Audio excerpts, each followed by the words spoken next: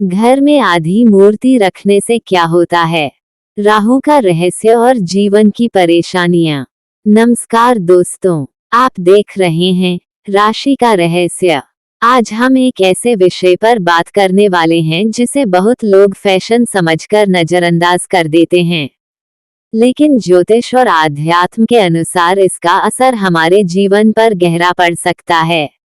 आजकल आपने देखा होगा, मार्केट में भगवान की आधी मूर्तियां बहुत मिल रही हैं। कहीं शिव का सिर्फ आधा चेहरा, तो कहीं गणेश की आधी आकृति। लोग कहते हैं, ये तो आर्ट है, डेकोरेशन है, इसमें क्या समस्या है? लेकिन क्या आप जानते हैं, ज्योतिष और आध्यात्म के अनुसार अधूरी मूर्ति घर में अधूरी ऊर्जा पैदा कर सकती है, और कई बार यही अधूरी ऊर्जा जीवन में रुकावट, बीमारी और मानसिक तनाव का कारण बन जाती है। यहाँ तक कि कुछ लोग कहते हैं, घर में आधी मूर्ति रखने से पेट की समस्या, पैरों की समस्या और अचानक परेशानियां भी बढ़ने लगती हैं। आखिर ऐसा क्यों होता है? क्या इसका संबंध राहु से भी है? आज हम इस रहस्य को गहराई से समझेंगे, इसलिए वीडियो को अंत तक जरूर देखिए, क्योंकि अंत में मैं आपको एक ऐसा उपाय बताऊंगी जिससे घर की नकारात्मक ऊर्जा तुरंत खत्म हो सकती है। दोस्तों, सनातन धर्म में मूर्ति सिर्फ एक पत्थर या धातु नहीं होती। मूर्ति को ऊर्जा का माध्यम माना जाता है। जब हम किसी देवता की मूर्ति घर में रखते हैं, तो वह हमारे घर में दैवीय ऊर्जा का केंद्र बन जाती है।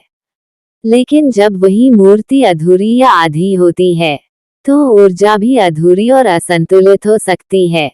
आजकल आधुनिक डिजाइन के नाम पर लोग शिव की आधी मूर्ति या गणेश की आधी आकृति रखते हैं, लेकिन ज्योतिष में माना जाता है कि अधूरी आकृति जीवन में अधूरेपन का संकेत देती है। यही कारण है कि कई लोगों के जीवन में अचानक परेशानियां बढ़ने लगती हैं। राहु का रहस्य। अब यहाँ एक बहुत गहरा रहस्य समझना जरूरी है। ज्योतिष में राहु को एक ऐसा ग्रह माना गया है जिसका सिर्फ सिर है, शरीर नहीं। ये कहानी हमें मिलती है समुद्र मंथन से। जब देवता और असुर मिलकर समुद्र मंथन कर रहे थे, तो अमृत निकला। एक असुर ने देवताओं के बीच बैठकर अमृत पी लिया। तभी विष्णु ने सुदर्शन चक्र से उसका सिर काट दिया। उसका सिर बन गया राहु और शरीर बन गया केतु। इसलिए ज्योतिष में राहु को अधूरी ऊर्जा और भ्रम का प्रतीक माना जाता है। अब जरा सोचिए, अगर घर में बार बार अधूरी आकृतियां या आधी मूर्तियां रखी जाएं, तो क्या वह ऊर्जा भी राहु जैसी अधूरी और अस्थिर नहीं हो सकती? कई ज्योतिषी मानते हैं कि ऐसे घरों में रहने वाले लोगों को पेट की समस्या, पैरों में दर्द, अचानक मानसिक तनाव, बिना कारण झगड़े जैसी परेशानियां बढ़ सकती हैं। लेकिन क्या इसका मतलब यह है कि हर आधी मूर्ति नुकसान करती है? इसका जवाब जानना भी बहुत जरूरी है। दोस्तों, सबसे महत्वपूर्ण बात यह है कि मूर्ति का उद्देश्य क्या है। अगर मूर्ति पूजा के लिए रखी गई है, तो शास्त्र कहते हैं कि देवता की मूर्ति संपूर्ण और स्पष्ट होनी चाहिए। लेकिन अगर कोई मूर्ति सिर्फ आर्ट या सजावट के लिए है, तो उसका प्रभाव अलग माना जाता है। फिर भी बहुत से आध्यात्मिक लोग कहते हैं कि देवताओं की अधूरी आकृति घर में कम से कम रखनी चाहिए, क्योंकि देवता पूर्णता का प्रतीक होते हैं। और जब हम पूर्णता की जगह अधूरापन घर में रखते हैं, तो उसका असर धीरे धीरे मन और वातावरण पर पड़ सकता है। जीवन से जुड़ा उदाहरण आपने कई बार देखा होगा। कुछ घरों में सब कुछ होते हुए भी शांति नहीं होती। छोटी छोटी बात पर झगड़े होते हैं। अचानक बीमारी बढ़ जाती है। कभी कभी इसका कारण घर की ऊर्जा का असंतुलन भी होता है।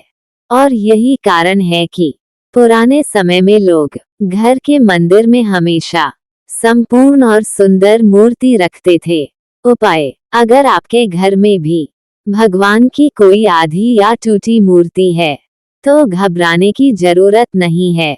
बस कुछ सरल बातें ध्यान रखें। पहली बात, उसे पूजा स्थान में न रखें। दूसरी बात, अगर वह टूटी हुई है, तो उसे सम्मान के साथ किसी पवित्र नदी या जल में विसर्जित कर दें, या किसी पेड़ के नीचे रख दें। तीसरी बात, घर के मंदिर में हमेशा संपूर्ण और शांत मूर्ति रखें। ऐसा करने से घर में सकारात्मक ऊर्जा बढ़ती है। दोस्तों, जीवन में कई बार हम छोटी छोटी बातों को नजरअंदाज कर देते हैं, लेकिन वही छोटी बातें धीरे धीरे हमारे जीवन की दिशा बदल सकती हैं। इसलिए घर में हमेशा ऐसी चीजें रखें जो पूर्णता, शांति और सकारात्मक ऊर्जा का प्रतीक हों। याद रखिए, देवता हमें डराने के लिए नहीं, बल्कि जीवन को सही दिशा देने के लिए होते हैं। अगर आपको ये रहस्यमय जानकारी पसंद आई हो, तो वीडियो को लाइक जरूर करें। और अगर आप भी ज्योतिष, धर्म और जीवन के गहरे रहस्य जानना चाहते हैं, तो हमारे चैनल राशि का रहस्य को सब्सक्राइब जरूर करें, क्योंकि यहाँ हम बताते हैं ज्योतिष और जीवन से जुड़े ऐसे रहस्य जो हर किसी को नहीं पता होते। फिर मिलेंगे एक और रहस्यमय विषय के साथ। धन्यवाद।